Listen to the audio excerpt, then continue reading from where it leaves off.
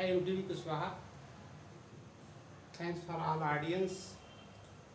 आज हम government of India act 1935 के बारे में चर्चा करेंगे, जिसे भारत परिषद अधिनियम 1935 भी कहा जाता है।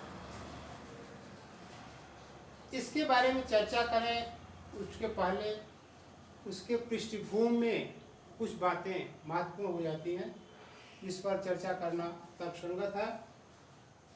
1919 के मॉन्टेग्यू चेम्सफोर्ड सुधार में ये व्यवस्था की गई थी कि 10 वर्ष के बाद इस अधिनियम की क्या सफलताएं थी, क्या असफलताएं थी, उसके समीक्षा के लिए एक आयोग का गठन होगा।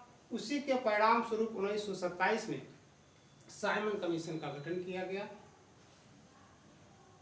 फरवरी 1928 में यह साइमन कमीशन भारत आया और इसका व्यापक विरोध हुआ।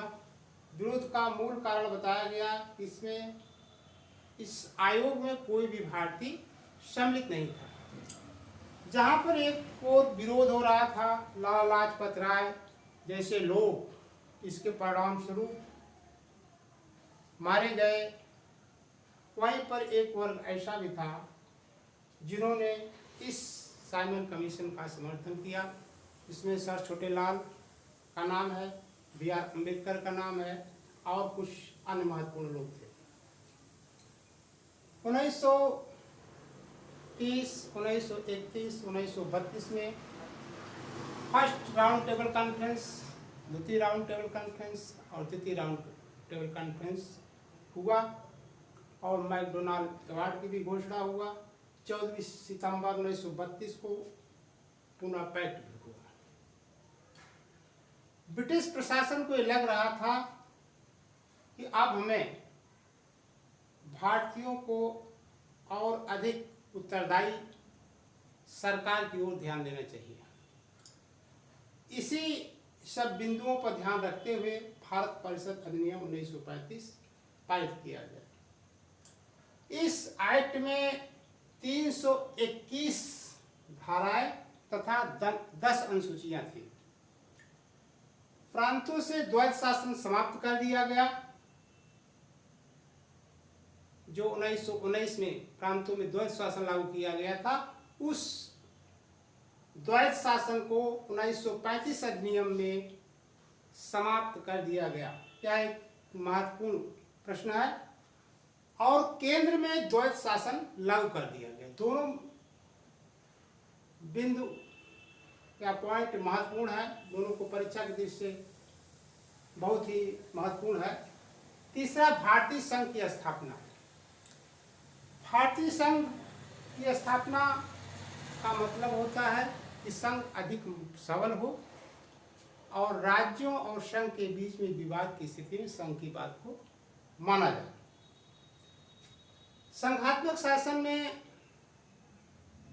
कुछ ऐसी व्यवस्थाएं की जाती हैं जिससे हमेशा केंद्र मजबूत रहता है। जैसे हमारे संविधान में संघात्मक शासन व्यवस्था के कई महत्वपूर्ण लक्षण है। से राज्यों में राज्यपाल की नियुक्ति,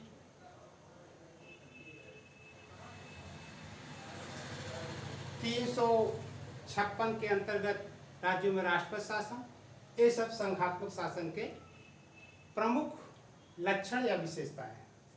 एक संघीय न्यायालय की स्थापना की गई, लेकिन प्रीवी काउंसिल जो उस समय का सबसे बड़ा न्यायालय था, उसकी सर्वोच्चता बनी रही, यानी अंतिम निर्णय प्रीवी काउंसिल को ही करना था। रिजर्व बैंक की स्थापना की गई, RBI, reserve bank of India. 3 जुलाई 1936 को इसके प्रावधान को आंशिक रूप से लागू किया गया और अधिनियम का शेष भाग प्रांतीय चुनाव हो जाने के बाद अप्रैल 1937 को लागू हुआ। कभी कभी यह भी प्रश्न पूछा जाता है कि भारत में पहली बार प्रांतीय विधानसभाओं के चुनाव कब संपन्न हुए, तो 1937। ये कुछ महत्वपूर्ण बिंदु है भारतीय परिषद अधिनियम 1935 के। इसमें एक बार फिर दोहरा देना चाहेंगे जो अति महत्वपूर्ण है। प्रांतों में द्वैत शासन हटाया गया और केंद्र में द्वैत शासन लागू किया गया। भारतीय संघ की स्थापना की गई, एक संघीय न्यायालय की व्यवस्था की गई, आरबीआई की स्थापना का प्रावधान था। ये चीजें अति महत्वपूर्ण है।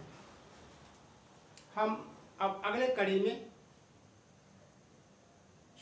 इसके अगले सोपान के संवैधानिक विकास पर चर्चा करेंगे। यदि हमारे YouTube पर आप नए हैं तो चैनल को लाइक शेयर करें और सब्सक्राइब करके मनोबल बढ़ाएं। Thanks for watching this video.